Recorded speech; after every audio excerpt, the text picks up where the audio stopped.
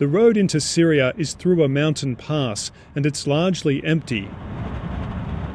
Just passing through the first Syrian checkpoint, but it's been completely abandoned and damaged. There's no one there. Here we have the formal Syrian border crossing. Picture of Bashar al-Assad on the right, his father Hafez on the left. No Syrian troop presence.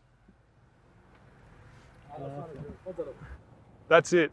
Just one rebel saying you're welcome. No sign of the Syrian army. There's no passport or customs checks in the new Syria yet. Welcome to Syria. Welcome. شكرا كثير. يا شباب خالص مشي. Aside from the recent damage we can see to buildings here, there's a lot of decay and general deterioration. This was clearly a regime, a government that was crumbling from within well before the events of the past 2 weeks. There are army bases and checkpoints taken over by the rebels or left empty. Now we're just starting to see more signs of the collapse of the government military, the Syrian Arab army. Here's an abandoned tank. It's just been damaged. You can see there, completely on the center of the road, up on the barriers. And lots of damage to this army checkpoint.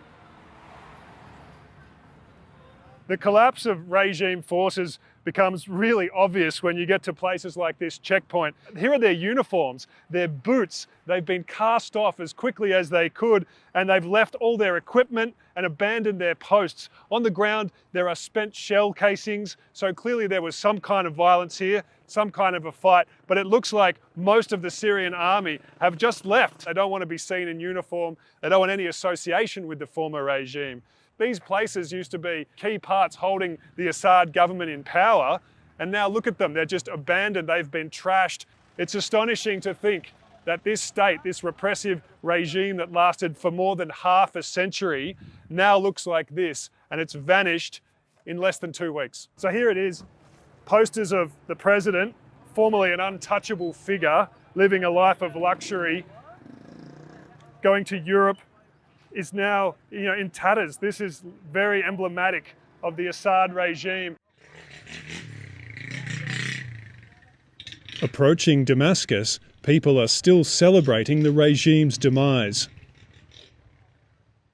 So now we're seeing an old regime armoured vehicle full of people taking selfies.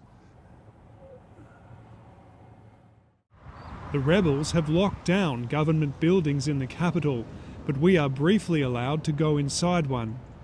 This is one of the Assad palaces, a big building on the outskirts of the city that overlooks the capital. It was meant to kind of symbolise the power and prestige of the Assad regime. Lots of grand touches, chandeliers everywhere, marble, ornate Syrian furniture. But in the days after Assad fell, ordinary Syrians came here and ransacked the place, took what they wanted, broke it, and burned this building.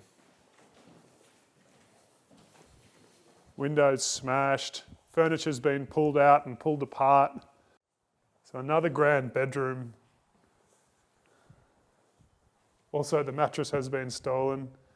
This room also completely ransacked. Oh, have a look at this. This part of the building's been totally burnt.